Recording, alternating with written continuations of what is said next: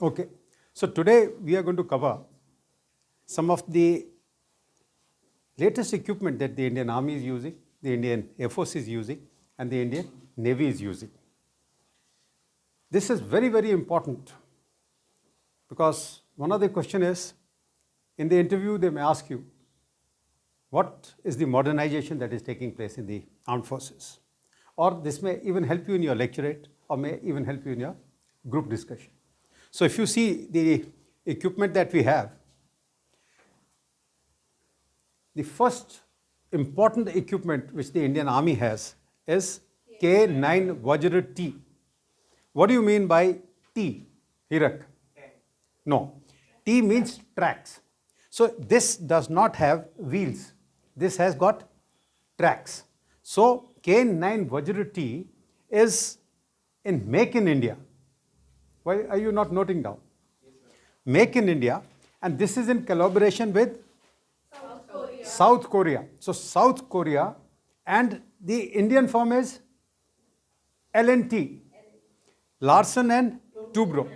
Larsen and Toubro is the Indian component, and South Korea. This L&T has been sent to even Ladakh against the Chinese borders. All right? Now, why is L&T in addition to this famous form? Yeah, Navneet. For construction activities. Can you give me an example of any good construction it is undertaking? The Ram Janambhoomi temple. Yes, sir. Clear? Okay. Now, first 10 guns, they had come directly from South Korea. And 90 were made here, and all have been made, and it is 100% complete now. The second is Dhanush. It's an artillery gun. How many of you have heard the name of Bofors? Yeah, all of you. So, when we had this Bofors gun, there was a commitment by the Bofors that after 20 years, they will give us a blueprint so that we can manufacture our own guns. So, this is based on the model of Bofors, but it has been further modified. Further modified means Bofors was semi-automated. This is fully automated. The range is much more. The range is about 38 kilometers. M777 ultra light howitzers. What do you mean by ultra light? Very light. Very light means how light? So that it can be carried underslung in a helicopter. By Chinook or maybe any other helicopter. So it can be easily transported from one place to another by a helicopter. Where do you think would be a need to transport by helicopter? Against the Chinese borders, where the infrastructure is not so well developed. The roads are not so well developed. It just weighs about 4 tons. Now, can you tell me what is the difference between a gun and a howitzer? Pratyush, you are a Fauji. Yeah. Anybody? Sir, Yeah. Sir, it can shoot from 75 degree or... Not 75. A gun is generally firing horizontal. It has a long barrel and the range is more and the accuracy is more. A long barrel gives you what? An accuracy and longer range. But above 45 degrees, if you want to fire, then you will have to use howitzers which have got a comparatively shorter barrel. So the accuracy is less and the range is less, but the angle of elevation can be higher. So it can cross a mountain. Another thing is the mortars. What are the mortars? They have the shortest barrels and can fire at a very high elevated angle. All right. So on a hill feature, if the enemy is on one side and you are on one side, you can fire at a very high angle so that you can bombard the enemy. S-400 Triumph. I don't see you noting down. You want to take the photographs later? I will permit. So S-400 Triumph is what, Deepak? So it's an air missile system. It is an air defense system. So it is the best air defense system which is available in the world today. Now this S-400 Triumph simultaneously tracks various kinds of targets. Like, what can be the likely targets? Can be fighter aircrafts, can be missiles, including Tomahawk missiles, or it can be UAVs, it can be drones, it can be helicopters. So it can track various types of targets from what range? 400 kilometers. So 1000 kilometers it can detect, and it can destroy at 400 kilometers. So the name is S-400 because it can destroy a target when it is within 400 kilometers, and it can detect, yeah. Another important thing is designed to detect and destroy many targets. This I have already explained. And which is the most deadly missile in the world? Tomahawk. So it can destroy that also. Another thing is a single unit will have how many launchers? 8 launchers. One unit will have 8 launchers, 112 missiles. 112 missiles. And the cost of a single unit is how much? 2,500 crore. Lot of concern in the US over the S-400 system, and they have threatened any country wanting to buy the S-400 with CATSA. CATSA we are going to explain when we cover this. Turkey and China have also purchased. Turkey and China have also purchased S-400. Yes, this is AK-203. Yeah, Pratyush, what is the weapon that the Indian Army is holding, the infantry is holding today? INSAS. Basically it is INSAS. During my time it was 7.62 SLR. Now this is going to be replaced by INSAS. And where is this going to be manufactured? No, in India, in Uttar Pradesh, in Amethi. All right. And rightly said by Kanika, it is in collaboration with whom? With Russia. Don't you find they look beautiful? Yes. The butt can be folded. Now let us see some of the helicopters that the Indian Air Force has. I am going to cover only those helicopters which are important. But anybody who is going for FCAT, I will take a separate lecture wherein we are going to cover every type of aircraft, including transport aircraft and helicopters. Yes. So this is Chinook helicopter, which is heavy lift. What do you see the Chinook carrying? It is carrying M777 ultralight howitzers. It is carrying a vehicle here, and it can carry a lot of troops with equipment and ammunition. Yes, what is this? Apache. What is Apache? Attack helicopter. Is this going to be with the Indian Air Force or the Indian Army? Both.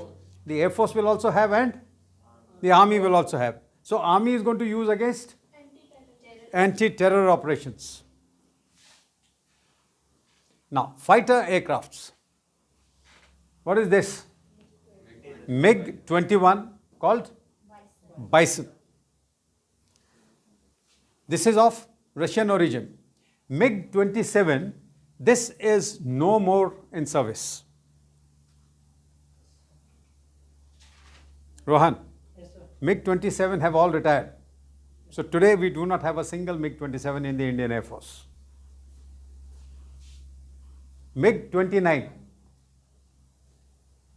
This is also of Russian origin. Mirage 2000. What is the beauty of Mirage 2000? It can fly at low level, and it flew in Balakot.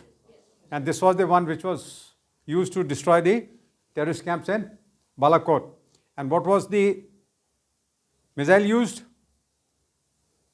Spice 2000 bombs. Sorry, not missile, Spice 2000 bombs. Jaguar. Mirage is of which country? France. And Jaguar, again France. Sukhoi 30, this is Russian origin. This is our mainstay. What do you mean by mainstay? This is what we have in bulk today. Rafale. What do you know about Rafale? Firstly, we've got 36. 2 squadrons. And why did we go in only for 2 squadrons? Deepak. Yeah, because Tejas is going to replace them, and 2 squadrons of Tejas would have been retired. So this is to fill the gap, and by then we will have Tejas Mark 1 and Mark 1 Alpha. Transport aircrafts. What is this? C-17 Hercules. And this? C-130 Globemaster. These are what? Very heavy lift. Tejas. Tejas is what? A light combat aircraft. Tejas is indigenous light combat aircraft manufactured by whom? By HAL, Hindustan Aeronautics Limited. The IF is inducting 123 Tejas. 123 Tejas of various configurations. Now IF will have 40 Tejas Mark 1 and 83 Tejas Mark 1 Alpha. Alright? And 6 squadrons of Tejas Mark 2, which is in the pipeline. So the Tejas Mark 2, the design has been frozen, but nothing more than that. So at the moment we are going to have how many? 40 plus 83, that is going to be 123. So these 40 have been delivered. Yeah. It is an advanced version of LCA Mark 1, currently with the Indian Air Force. Which aircraft are we talking about? Mark 1 Alpha. So Mark 1 Alpha is an advanced version of Mark 1. And the new aircraft comes with 4 major capabilities. That is, I'm now explaining to you what? The difference between Mark 1 and Mark 1 Alpha. Mark 1 Alpha will have the capability of mid-air refueling. It will have a better firing beyond visual range, electronic warfare better capability, and active electronically scanned array. That means a better radar. So if you want to know what is the difference between Mark 1 and Mark 1 Alpha Tejas, one is the radar, one is mid-air fueling capability, electronic warfare, and beyond visual range firing. These are the extra capabilities that it has. So what does this better radar means? Like it will be invisible in radar or what? No, better. When you say better radar capability, that means it will be able to firstly avoid being detected, and second thing, in case it wants to seek a target, then they will be able to seek it better. So Mark 1 Alpha can log the target? Yes, why not? That is why it is firing beyond visual range. Sir, what is electronic warfare? Electronic warfare means, supposing if the enemy radar wants to detect you. So how do you avoid it? You can avoid it by certain types of paints which will delay the going back of the frequency. It could be chaff where they throw certain metal strips which will again be intercepted by the enemy radar by their frequency. Otherwise, there are certain types of paints where they will hold it for some time and release it so that the enemy gets a wrong range. Have you understood? Yeah. Time frame. Now, HAL manufactures 8 fighter aircrafts every year. Now, what they have done is they have set up a second line manufacturing at Nasik. So first manufacturing unit was in Bengaluru and the second one is in Nasik. So earlier we were producing 6 and now we are producing, earlier we were producing 8, now we are producing 16 per year. Now 40 Mark 1 had already been ordered and now contract has been signed for 83 Mark 1 Alpha. Now delivery schedule will begin 3 years after signing the contract and this entire thing would be completed by 2024. First cotton would be ready by 2024 and complete thing will be available to us by 2026. This 83 will include 10 trainers also. Now, greater collaboration between HAL and private firms to boost the Make in India. What do you mean by private concerns? Will strengthen Indian Air Force's fleet of homegrown fighter pilots, fighter aircrafts and will be a game changer. Why game changer? Because it will be made in our own country. LCA is going to be the backbone of the Indian Air Force fleet in years to come. What is the backbone as on today? Today, Sukhoi. Okay. The indigenous component of LCA is 50%. That means though we are calling it indigenous, but 50% of the parts are manufactured where? In India. And 50 are imported. But gradually we are going to increase the homegrown components to 60%. And Mark 1 and Mark 1 Alpha have an engine called F404. So that means Mark 1 and Mark 1 Alpha both have F04, same engine. Who is manufacturing these engines? America. There's a private firm in America known as GE. GE stands for General Electric. Name is General Electric. This manufactures what? The F404 engine. And when we get the Mark II, the engine is going to be far superior again by the same company and will be known as Mark 414. Mark 414 will be fitted with which aircraft? Tejas Mark II as and when it is made. Now let us talk of the Indian Navy. Yes, INS Vikrant, India's second aircraft carrier. Which is the first aircraft carrier? INS Vikramaditya. Now most complex and largest naval warship ever to be built in the Indian shipyard. Where is the Indian shipyard? Cochin. Now 40,000 ton class indigenous aircraft, IAC-1. What do you mean by IAC-1, Kanika? Not India. Indigenous aircraft carrier 1. Indigenous aircraft carrier 1. And added raw power and formidable punch to the Indian Navy, and the cost is how much? 23,000 crore.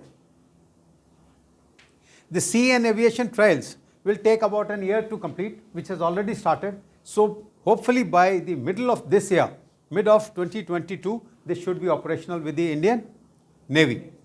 Now the warship has nearly 75% of the indigenous content. And there are 500 Indian companies which were used to manufacture what?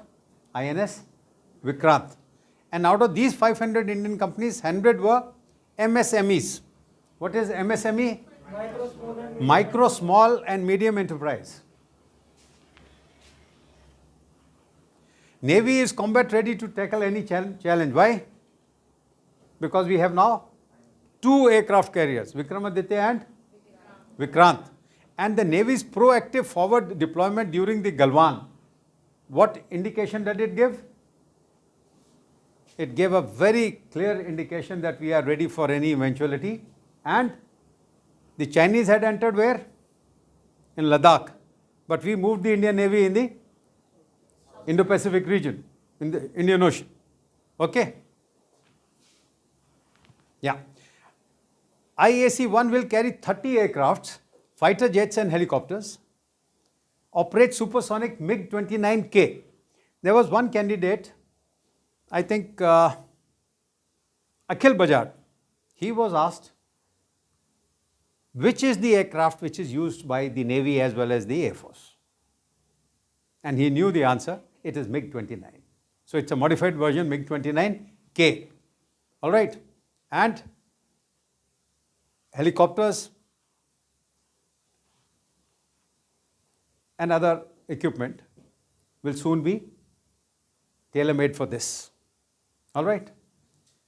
Anybody who can tell me what is a helicopter for anti-submarine? It was the name of the candidate who had passed and spoke to you yesterday. Romeo. Okay. Now, INS Vikramaditya. Kiev class 44,500 tons acquired from Russia for 2.3 billion. In January 2004 had entered the service. When did it come to India? 2004. India spent further 2 billion in procuring 45 MiG-29Ks. These are the fighter aircrafts. And 1987 built carrier originally served with whom? So Vikramaditya was actually built in 1987 and then it was retired from the Russian Navy. Then we got it and then we did what? Modification, refurbishing, overhauling, modifying, and then it was inducted. And now what we have done is, now we have made our own aircraft carrier. Future plans, in case we go in for a future plan, then this will be 36,000 ton aircraft carrier, sorry, 65,000 ton aircraft carrier, but it is just in the mind, nothing on the ground has taken place. Can anybody tell me what will be its name? No, its name will be Vishal. Sorry? INS Vishal. But why have we named Vikrant as Vikrant? There was a fighter aircraft. Not aircraft, there was an aircraft carrier which has retired, but it did so well during the 71 war that we wanted to retain the same name. So once again I will summarize. Modernization of the Indian Army, K9 Vajra, T, Dhanush, M777, ultralight howitzers, S400 Triumph, Arjun Mark 1 Alpha. Right now we have only Arjun Mark 1. This is going to be Arjun Mark 1 Alpha and AK 203. Modernization of the Air Force, Chinook, C-130, C-295. What is C-295? It's a smaller version of C-130. C-130 cannot land everywhere. So we are going to have C-295 which will be able to land. It's a smaller version. This is going to replace which transport aircraft? AN-32. Have you heard the name of AN-32? Okay. So AN-32 is a old version but a smaller version which it is going to be replaced by 295. This is from which company? Which country? Sweden. And it will be manufactured in collaboration with Mahindra. Apache, Hercules, Tejas Mark 1, Alpha, MiG-21, Mirage, Sukhoi, Rafale, MiG-29, Jaguar. You know the names? Vikrant, Vikramaditya, Arihant. What is Arihant? Arihant is submarine. What kind of a submarine? Nuclear submarine. SSBN. Though not a part of the military equipment, but any technology we have for the space, the same technology is used for our missiles. Okay? What is Gaganyaan? Not satellite, landing, not a man on the moon, but our craft on the moon. Not yet. A man, not yet. Okay. What is Mangalyaan? Going to Mars. And what is Gaganyaan? Is what she said. Yeah. So we'll be sending 3 fellows probably this year to the space. And with these 3 fellows, one more person will go. Name is Vyom Mitra. What is Vyom Mitra? It is a robot. So this will also go where? With the Gaganyaan in the space mission to the space. Okay. Pragyan, Vikram. What is Vikram? Vikram is a lander. And Pragyan is what? Rover. So now when we send Chandrayaan 3, we will not be sending any rover because Pragyan is still working and will continue to work for another 7 years. Any questions? This is the minimum that you should know. You should try and know about more equipment. Sir, what is the difference between Chandrayaan and Gaganyaan? Chandrayaan and Gaganyaan. Chandrayaan will go to the moon and land there, whereas Gaganyaan is for space. So this will go only into the space. I'm glad you asked this question.